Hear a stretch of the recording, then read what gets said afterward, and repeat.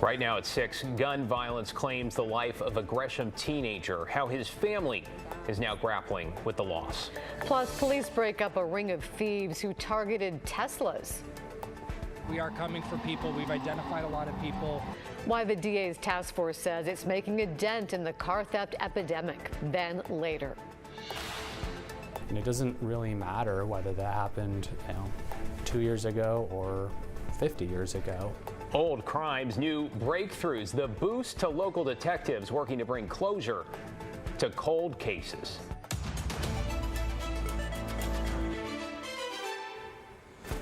Thanks for joining us. I'm David Molko. And I'm Laurel Porter. We begin with that Gresham family pleading for justice after their 16-year-old was shot in the face and died this week following a 10-day fight in the hospital. And police now have a 15-year-old in custody for his murder. Alma McCarty joins us live near the shooting scene at Northeast Burnside and Division. Alma, you have talked to the victim's family.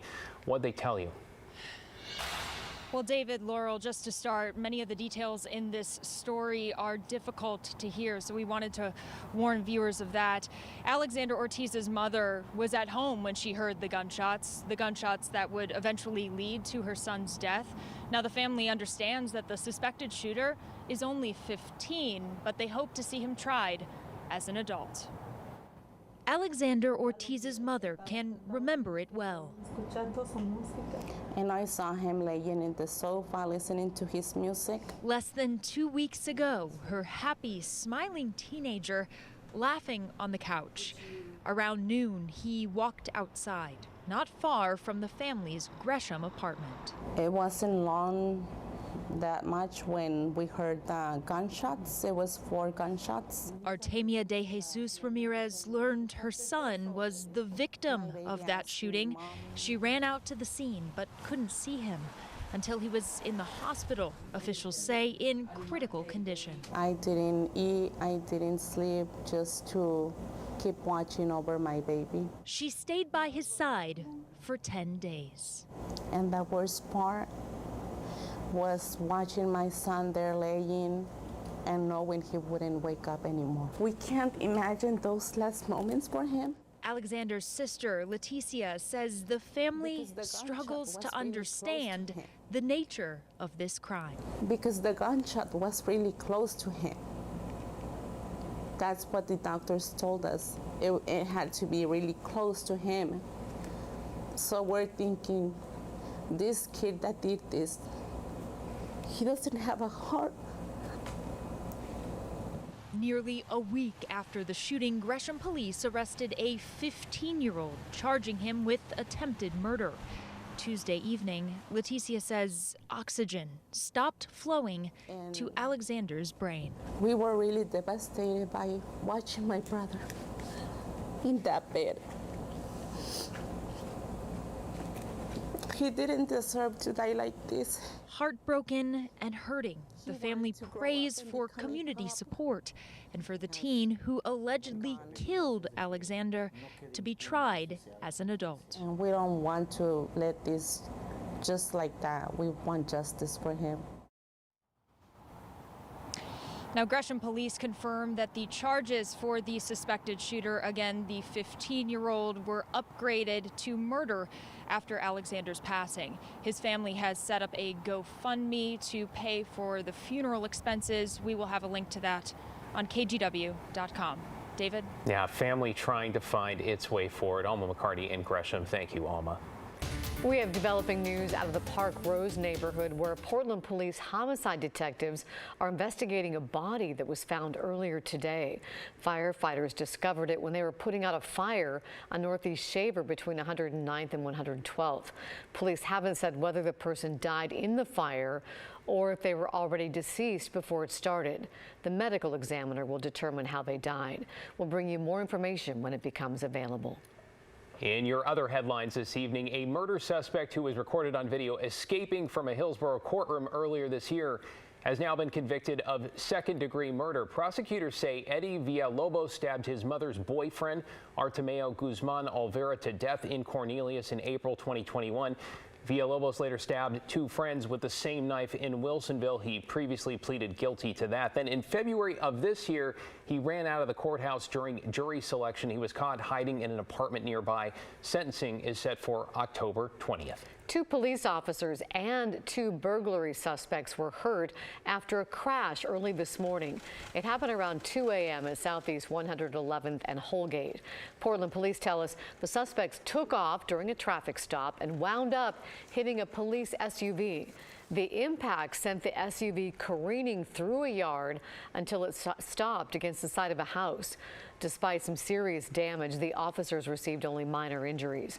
The 2 suspects were also hurt, one with serious injuries, the other with life-threatening injuries.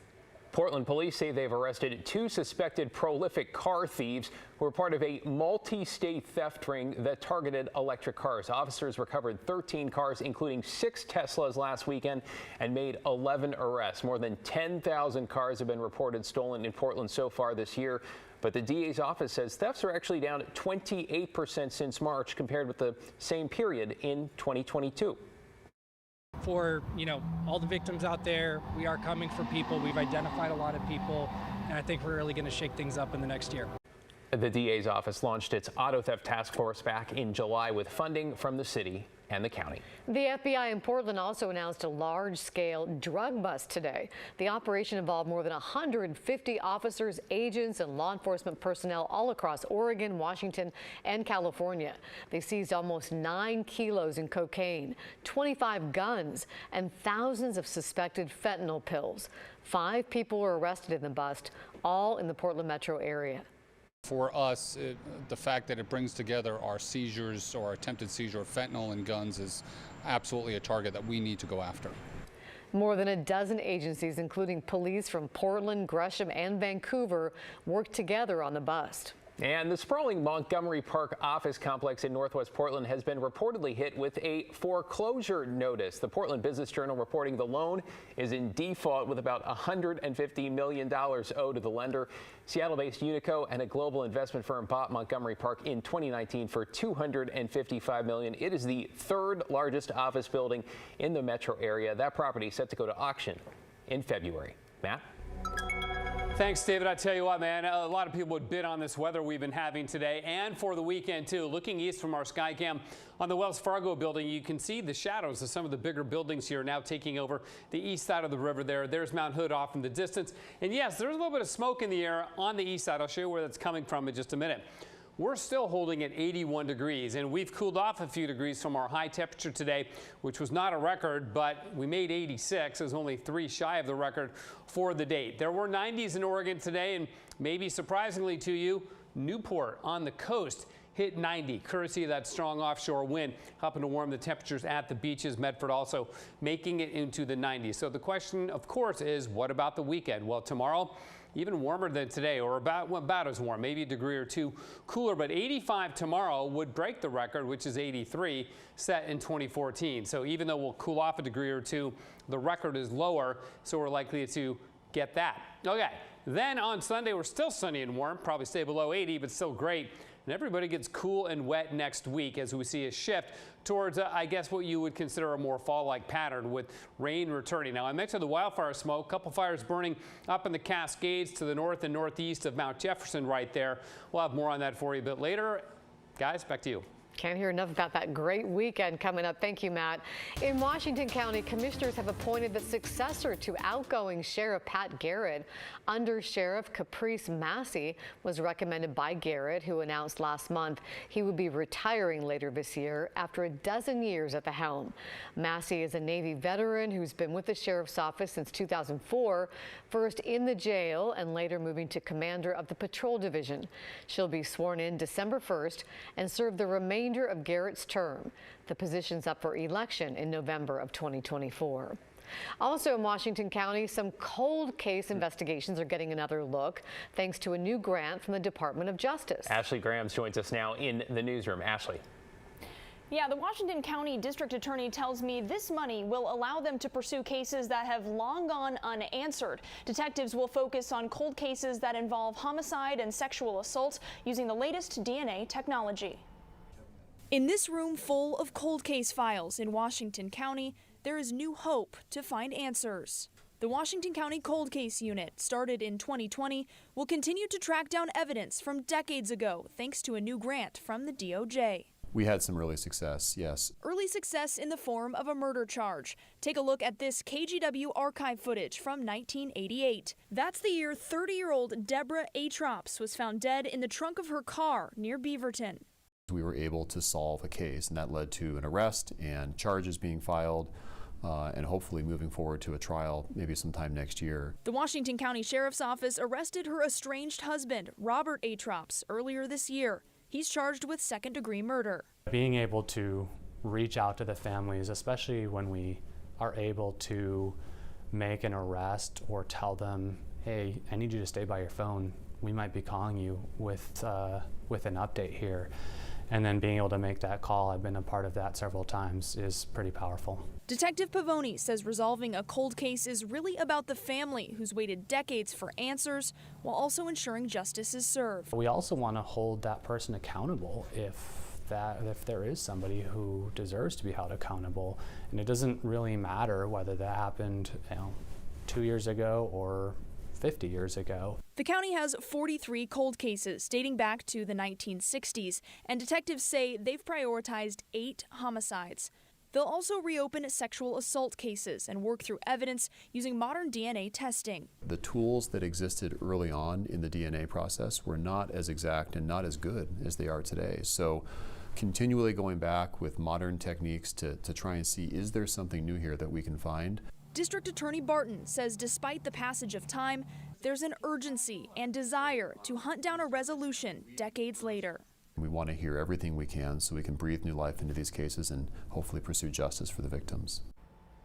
This new grant will help fund the cold case unit through 2026. Detectives tell me even after 30 or 40 years, tips from the public can help solve these cases. So if you'd like to learn more about some of the cases they're pursuing, just head to our website, kgw.com. Thank you, Ashley. Coming up on The Story, Oregon State Troopers are joining Portland police on bikes as part of ramped up efforts to crack down on drug crime and boost public safety. Blair Best joins us live downtown with a preview. Blair. That's right. The focus of this project is to reduce crime downtown, and with that comes catching drug dealers to try and stop the flow of fentanyl on our streets. Now, Portland police says the most effective way to do that is on bikes, but they don't have nearly enough officers to make up their bike squad, so Oregon State Troopers are now stepping in to help. Currently, Portland police has 4 officers that make up the bike squad patrolling downtown.